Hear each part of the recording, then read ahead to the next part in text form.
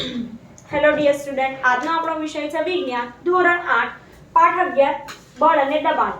આજે આપણે આ વિડિયોમાં કેટલાક પ્રશ્નોની ચર્ચા કરીશું, એના જવાબ વિશે પણ અભ્યાસ કરીશું કે કેવો પ્રશ્ન પૂછાય તો તમે કેવો જવાબ લખી શકો. પાઠ 11 આપણો પૂર્ણ થઈ ગયો છે, બરાબર. આ પુનરાવર્તન માટેનો વિડિયો છે, એટલે જો ના સમજણ પડે, અમુક પ્રશ્ન એવા હશે કે જેમાં તમને સમજણ નહીં પડે, શું લખવો જવાબ, તો તેના વિશે તમે વિચારતા હોવ છો, તો એના માટે એક વિડિયો બનાવું છું પ્રશ્નોના જવાબ. યુટે છે, મૂલ્યાંકન કસોટી છે, વર્કશીટમાં પણ પ્રશ્નો પૂછાતા હોય છે. હવે ઘણા વિદ્યાર્થી એવા હોય છે કે બહુ સરળતાથી જવાબ લખી દેતા હોય છે, સાચો જવાબ, પરંતુ ઘણા વિદ્યાર્થી એવા હોય કે પ્રશ્નનો જવાબ આવડતો હોવા છતાંય પ્રશ્ન ઉતાવળમાં સમજતા નથી કે શું માંગ્યું છે પ્રશ્નમાં, અને જવાબ લખી દેતા હોય છે. તો એમના માટે આ વિડિયો ખાસ છે. વર્ગમાં બેઠેલ વિદ્યાર્થી મિત્રો તો અહીંયા રોજે રોજ શાળામાં આવે છે, અભ્યાસ કરે છે, એમને કઈ પ્રશ્ન હોય તો એ લોકો તો પૂછે છે, પણ જે ઘરે બેસીને ઓનલાઈન અભ્યાસ કરે છે એ બાળકો માટે જો કંઈ ના સમજણ પડતી હોય તો તમે પણ પૂછી શકો છો અમને. તો પહેલો પ્રશ્ન જોઈએ પાઠ 11 માં.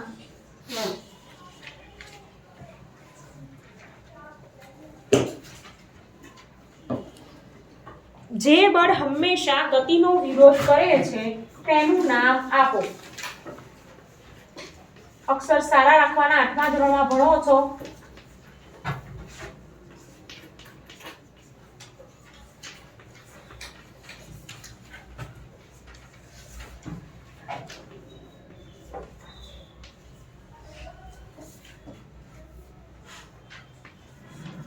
તેનું નામ લખો.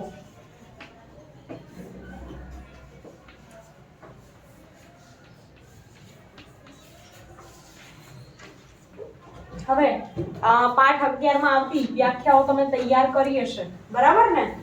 કરી છે વર્ગમાં બેઠેલા વિદ્યાર્થી મિત્રોએ?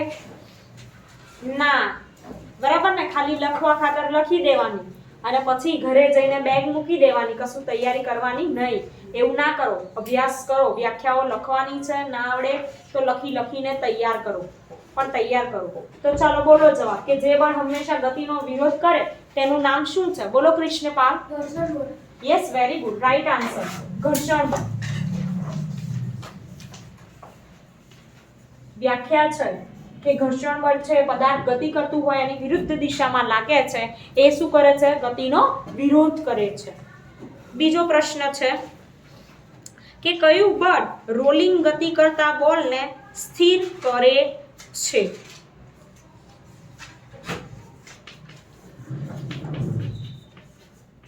કયું બળ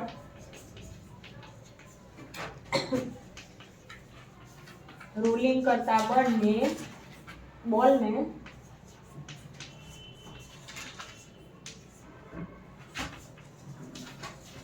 સ્થિર કરે છે? હવે બોલ ગતિ કરતો હોય, રોલિંગ કરતો હોય, હવે એને કોણ સ્થિર કરે? કયું બળ? બોલો મિત. સ્થિર ઘર્ષણ બળ. નાય, બોલો, વિચારો શું જવાબ આવશે. તો તમે અહીંયા જુઓ, કોઈ વસ્તુને ગતિ કરતું અટકાવે તો એ બળ કયું હોઈ શકે? ઘર્ષણ બળ. તો લખો જવાબ, ઘર્ષણ બળ. વિચારવાનું. પાઠ 11 ને 12 માં ઘર્ષણ બળના પ્રકારને વધુ આવશે, તો તમારે કન્ફ્યુઝ નથી થઈ જવાનું કે કયો પ્રશ્ન છે, કયા પાઠનો, એ જોવાનું છે, પછી જવાબ લખવું. બળને સંપૂર્ણપણે રજૂ કરવા શાની જરૂર પડે છે?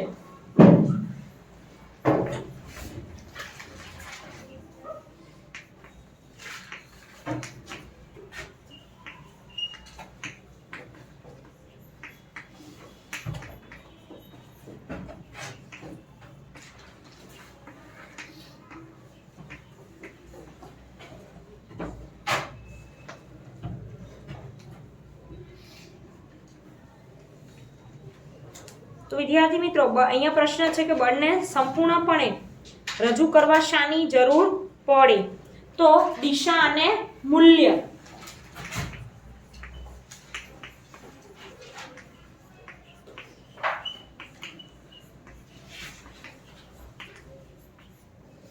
દિશા અને મૂલ્ય બંનેની જરૂર પડે. ચોથો પ્રશ્ન છે કે એકમ સમયમાં પદાર્થે કાપેલા અંતરને શું કહે છે?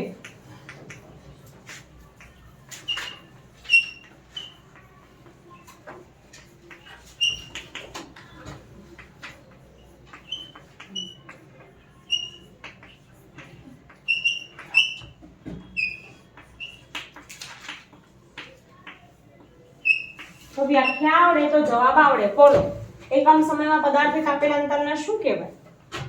વર્ગમાં બેઠેલા વિદ્યાર્થી મિત્રો અને ઘરે બેઠીને અભ્યાસ કરે છે એ પણ જવાબ આપી શકે. એમના મમ્મી પપ્પા પાસે અથવા દાદા દાદી કે ઘરમાં જે પણ હોય એમની સામે. બોલો હિતા. ઝડપ. Yes, very good. ઝડપ. ઝડપ ધોરણ 7 માં પણ અભ્યાસ કરીને આવે છે અને ધોરણ 8 માં પણ. એકમ સમયમાં પદાર્થે કાપેલા અંતરને ઝડપ કહે છે. ઝડપનું સૂત્ર છે કાપેલું અંતર અને નીચે છેદમાં તે માટે લાગતો સમય. આગળનો પ્રશ્ન, બે પદાર્થો વચ્ચે શાના લીધે બળ ઉદ્ભવે છે?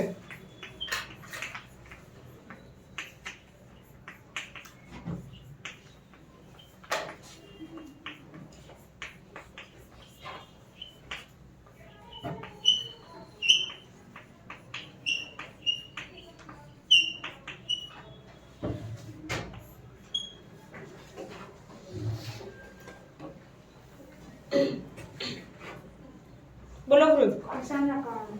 નહીં, બે પદાર્થો વચ્ચેની વાત છે. દબાણ. ના, તો પાઠ્યપુસ્તકમાં તમે શું વાંચ્યું? પાઠ વાંચ્યો તો પૂરેપૂરો ધ્યાનથી. બળ અને દબાણ, પાઠ 11 આખો ટોપિક આપેલો છે. બે પદાર્થો વચ્ચે શું થાય છે? નહીં, આંતરક્રિયા. Very good Priyal. આંતરક્રિયા.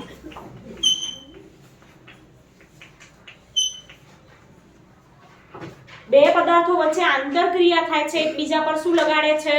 બળ. અને એના લીધે બળ ઉદ્ભવે છે, આંતરક્રિયા થઈ. આગળનો પ્રશ્ન છે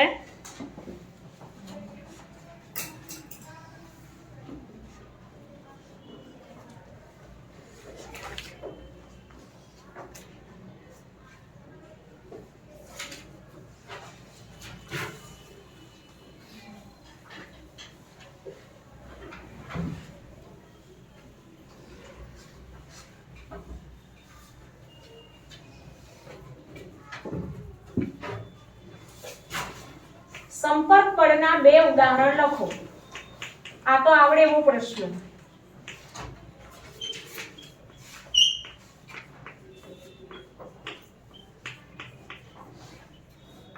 બોલો દીપાલી. સ્નાયુ બળ અને ઘર્ષણ બળ. બરાબર છે. સ્નાયુ બળ અને બીજું ઘર્ષણ બળ. ચલો, વેરી ગુડ. સંપર્ક એટલે એકબીજા વચ્ચે પદાર્થો કે વસ્તુ કે જે હોય એમની વચ્ચે શું થતું હોય છે? સંપર્ક. એકબીજાના સંપર્કમાં આવી અને બળ લગાડે. હવે બિન સંપર્ક બળના બે ઉદાહરણ આપો. ચાલો.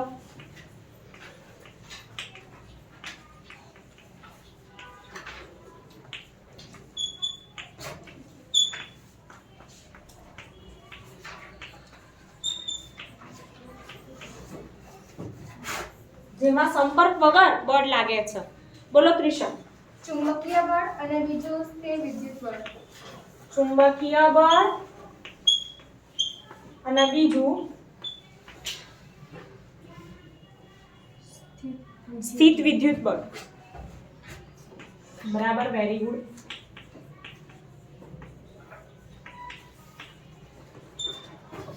આઠમો પ્રશ્ન આગળ. વાતાવરણ એટલે શું? વ્યાખ્યા પૂછાય તો પણ લખવાનું, પ્રશ્ન પૂછાય તો પણ. ચલો બોલો. સૌથી સહેલી વ્યાખ્યા. વાતાવરણ આપણી આસપાસ આવેલા હવાના આવરણને શું કહેવાય? વાતાવરણ. લખો.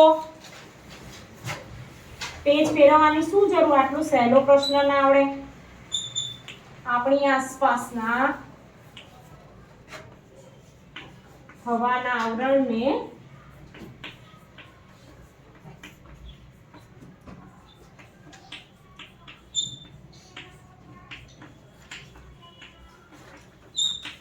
વાતાવરણ કહે છે. હવે એવો ને એવો પ્રશ્ન, વાતાવરણનું દબાણ વ્યાખ્યા.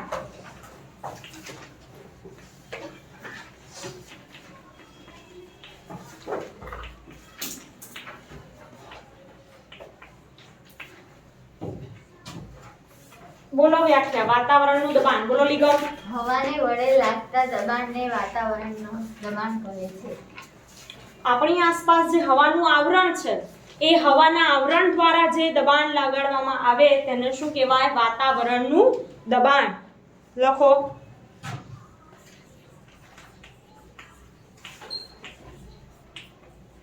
આપણી આસપાસ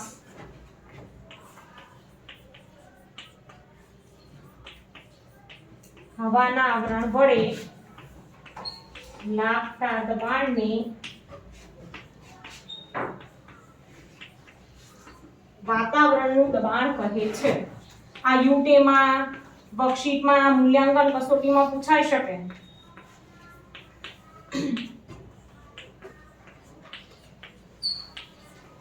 પાઠમાં આવતી બધી વ્યાખ્યા તૈયાર કરશો ને તો શું ફાયદો થશે કે પ્રશ્ન સ્વરૂપે, વ્યાખ્યા સ્વરૂપે, મુદ્દાસર પ્રશ્ન, ટૂંકા પ્રશ્નમાં પૂછાશે ને તો જવાબ તમને આવડશે.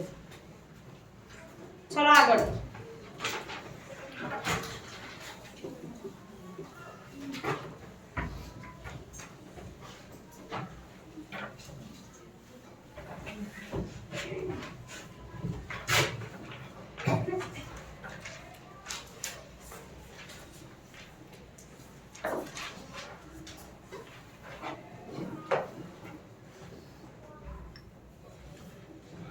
બળની કોઈ પણ બે અસરો જણાવો.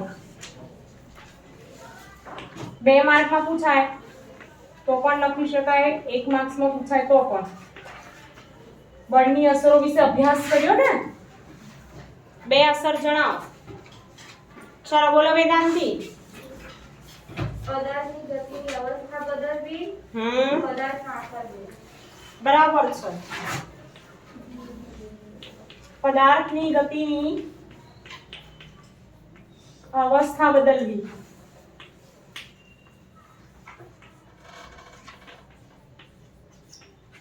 પછી બીજું, પદાર્થનો આકાર બદલવો. એ સિવાય આ 2 તો લખી, પણ બીજું શું થઈ શકે? પદાર્થની ગતિમાં વધારો ઘટાડો પણ થઈ શકે. પદાર્થની ગતિ અટકાવી પણ શકાય અને એની દિશા પણ બદલાય છે. હવે આગળ.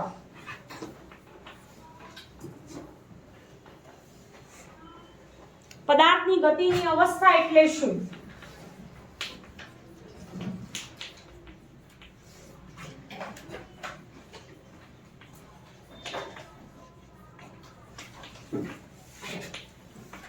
હવે કોઈ પદાર્થ સ્થિર હોય અને પછી એ ગતિ કરે. હવે એ જે ગતિ કરે છે અવસ્થા, એ ઝડપ અને ગતિની દિશા દ્વારા વર્ણવવામાં આવે તો તેને શું કહેવાય? પદાર્થની ગતિની અવસ્થા કહેવાય છે. લખો.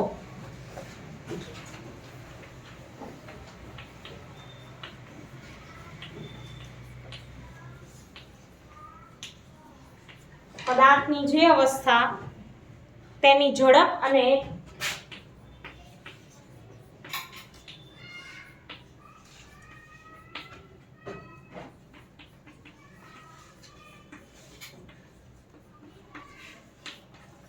ગતિની દિશા દ્વારા વર્ણવવામાં આવે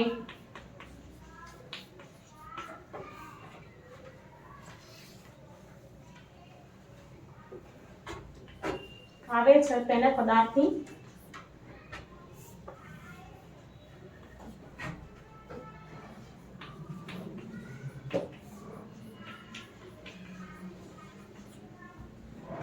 અવસ્થા કહે છે.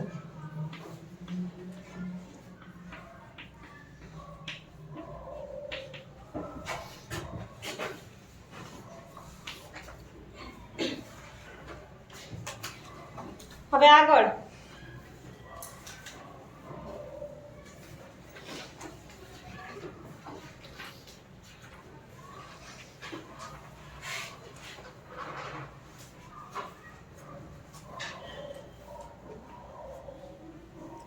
મીટર સ્ક્વેર ક્ષેત્રફળવાળી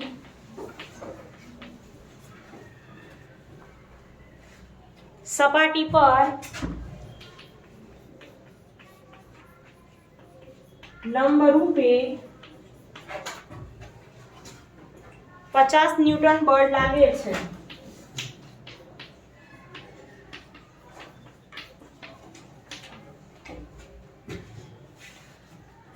તો દબાણ કેટલું લાગતું હશે?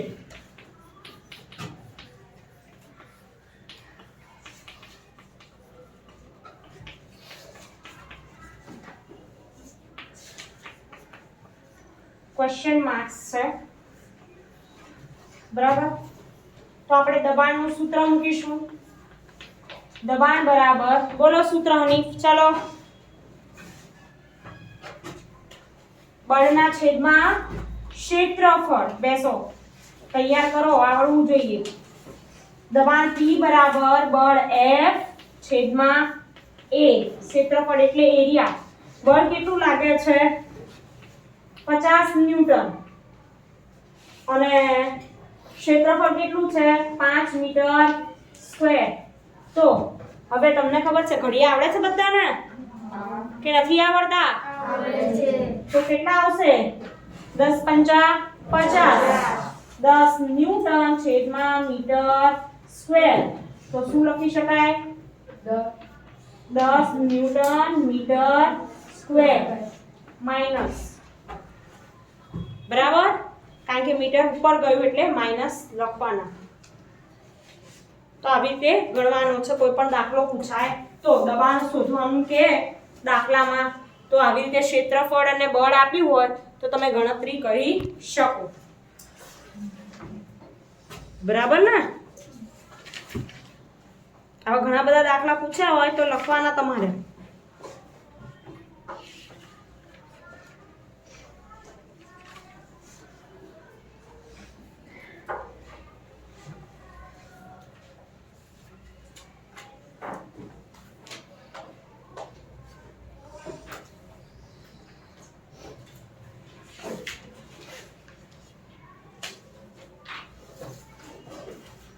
ચલો આગળનો પ્રશ્ન.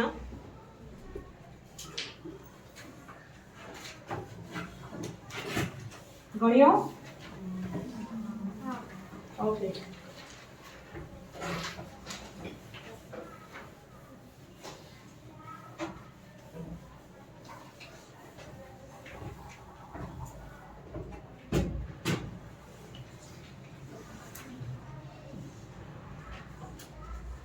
પાત્રમાં ભરેલા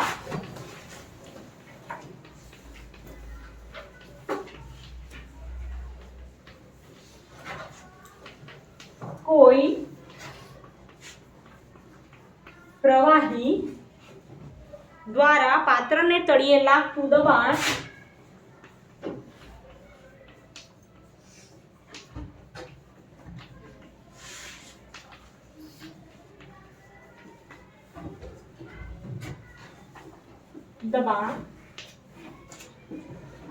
કઈ બાબતો પર આધાર રાખે છે? ચલો બોલો.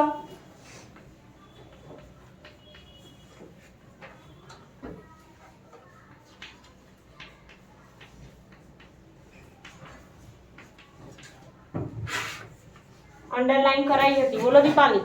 પ્રવાહીના સ્તંભની ઊંચાઈ અને પ્રવાહીની ઘનતા. Very good. પ્રવાહીના સ્તંભની ઊંચાઈ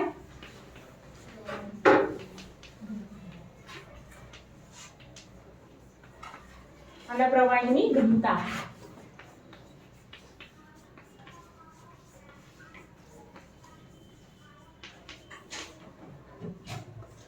આગળનો પ્રશ્ન.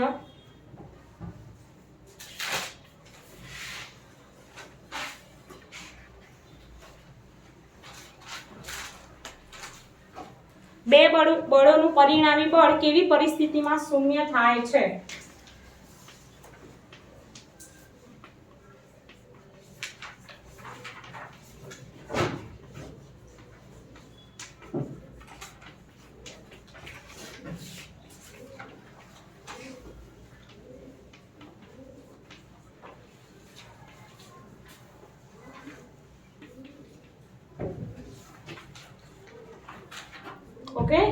તો હવે આમાં વિચારો કે ક્યારે પરિણામી બળ શૂન્ય થઈ જાય. એ પણ બે બોક્સની પ્રવૃત્તિ કરાઈ અને તમને સમજાવ્યું હતું કે પરિણામી બળ શૂન્ય કેવી પરિસ્થિતિમાં થાય. એક જ દિશામાં ધક્કો મારીએ ત્યારે કે સામે દિશામાં મારીએ ત્યારે?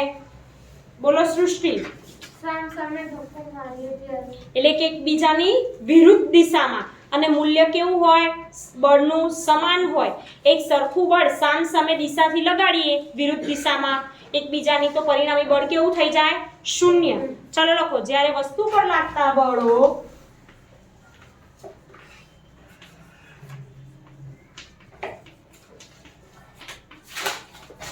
બે બળો સમાન મૂલ્યના અને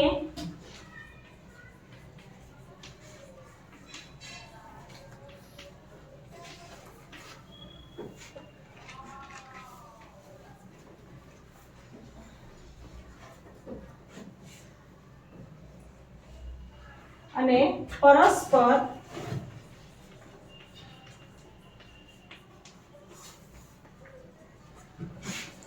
વિરુદ્ધ દિશામાં લાગતા હોય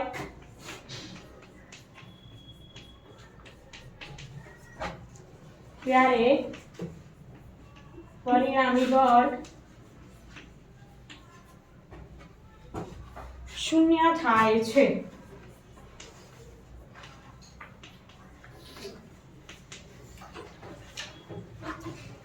જરા પ્રશ્ન સમજવાનો, પછી જવાબ લખવાનો. એના માટે પાઠ રોજ વાંચવો પડે તો તમને આવડે જવાબ, નહીતર આવડે નહીં. 15મો પ્રશ્ન.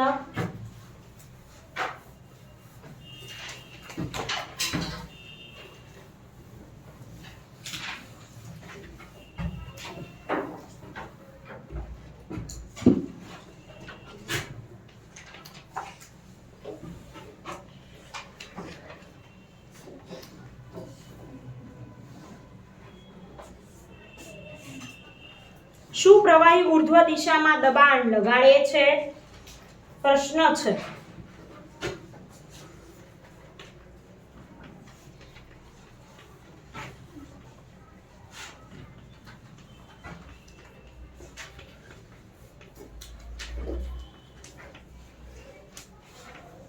તો શું જવાબ આવશે? હા કે ના? બોલો. તો જવાબ આવશે હા. પ્રવાહી ઉર્ધ્વ દિશામાં પણ દબાણ લગાડે છે. એના માટે આપણે પ્રવૃત્તિ જોઈ હતી, અંદર પાઠ્યપુસ્તકમાં છે, બોટલો વાળી બધી. તો આ વિડીયોમાં આપણે આટલે સુધી રાખીશું. પ્રશ્નોના જે જવાબ આપણે ચર્ચા કરી તે તમે નોટબુકમાં લખજો અને તૈયારી કરજો. ખાલી લખવા ખાતર લખતા નહીં. દરેક પાઠમાં આવતા આવી રીતે તમે પાઠમાંથી જાતે પણ પ્રશ્ન બનાવી શકો છો. ઓછામાં ઓછા 50 પ્રશ્નો એક પાઠમાંથી બનાવો, તૈયાર કરો. તેથી તમને મુદ્દાસર, વૈજ્ઞાનિક કારણ, ટૂંકા પ્રશ્નો બધામાં જવાબ મળશે અને લખતા પણ આવડશે. રોજ એક પાઠનું વાંચન કરો વિજ્ઞાનમાં, તો પણ તમે કોઈ પણ પ્રશ્ન પૂછાશે પાઠમાંથી તો તમને આવડશે. Thank you.